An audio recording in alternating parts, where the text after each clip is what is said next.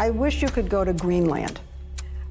Watch these huge chunks of ice just falling into the ocean, raising the sea levels. And you don't know whether or not that would have happened with or without man? You don't know? Well, you're scientists at No, NOAA we have and NASA. scientists that disagree with. Human activities, like the burning of fossil fuels, have increased the amount of CO2 in the atmosphere by more than a third since the Industrial Revolution. The rapid increase in greenhouse gases in the atmosphere has warmed the planet at an alarming rate. While Earth's climate has fluctuated in the past, atmospheric carbon dioxide hasn't reached today's levels in hundreds of thousands of years. So जैसे कि अभी आपने देखा, global warming is real, but what are the sources of global warming and किन चीजों की वजह से ग्लोबल वार्मिंग हो रहा है? Human activities, from pollution to overpopulation, are driving up the Earth's temperature and fundamentally changing the world around us.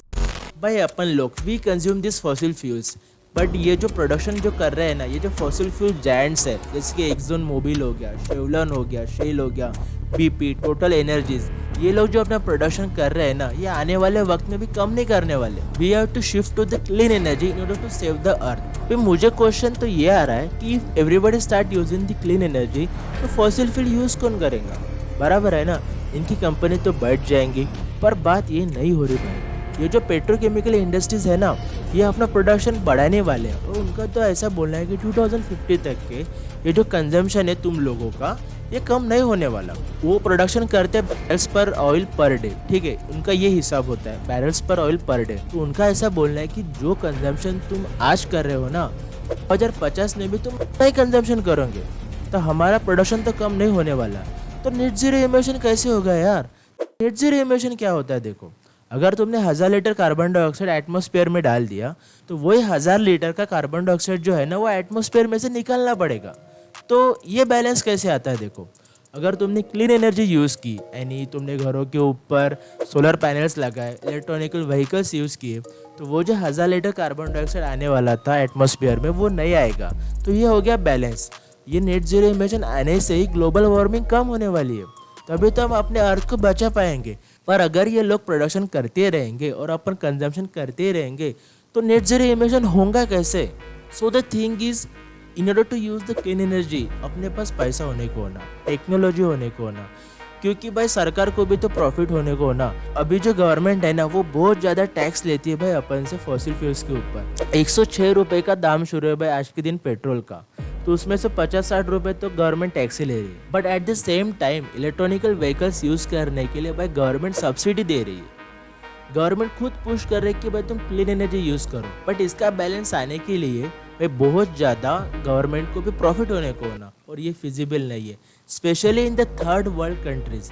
Third world countries को अपनी इकोनॉमिक ग्रोथ करने के लिए, अपना डेवलपमेंट करने के लिए फॉसिल फ्यूल्स का कंजम्पशन करना पड़ेगा. कितने सारे कंट्रीज है भाई अफ्रीका में जहाँ पे इलेक्ट्रिसिटी नहीं पहुँच रही, तो वहाँ पे क्लीन एनर्जी कैसे यूज़ करेंगे? तो उनके लिए ये Exxon Mobil, Shell, BP, Total Energies या शेवरॉन, ये उनके लिए प्रोडक्शन करने वाले. 2050 तक के वो अपना प्रोडक्शन उनके लिए करेंगे, और वो यूज़ करेंगे भाई ये फॉसिल फ्यूल. अभी अर्थ का क्या होगा ये मुझे नहीं पता. एनर्जी ट्रांजिशन करके कंसेप्ट होता है. पहले के लोग चारकोल, बायोमास, वुड यूज़ करते थे, ठीक है. अभी वहाँ से ट्रांजिशन हुआ, इन द 18th सेंचुरी की बात है, वहाँ से ट्रांजिशन हुआ और लोगों ने फिर कोल यूज़ करना शुरू कर दिया.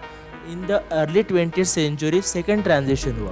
वहाँ पे क्या हुआ, कोल से अपन शिफ्ट हो गया ऑयल एंड गैस के तरफ. अभी अगर अपन सोचेंगे कि ऑयल एंड गैस यूज़ करते करते अपन क्लीन एनर्जी यूज़ करेंगे, तो वैसे नहीं होने वाला. तो इस तरह का जो ट्रांजिशन होता है ना, उसको एडिटिव कहते हैं. यानी कोल भी यूज़ कर रहे हैं, बायोमास भी यूज़ कर रहे हैं, ऑयल भी यूज़ कर रहे हैं, गैस भी यूज़ कर रहे हैं. बट अभी अपने को ऑयल एंड गैस को पूरे सब्स्टिट्यूट करके क्लीन एनर्जी यूज़ करने पड़ेगी, तभी अपन अपने अर्थ को अपन बचा पाएंगे. मुझे तो लगता है अपन ये विशियस साइकिल में फंस गए. In order to have the development you have to use coal. अगर अपन ने कोल यूज़ नहीं किया तो हमारी डेवलपमेंट नहीं होगी. तो कहीं ना कहीं तो भी अपने को यानी कॉम्प्रोमाइज़ करना पड़ेगा, otherwise we will lose our earth.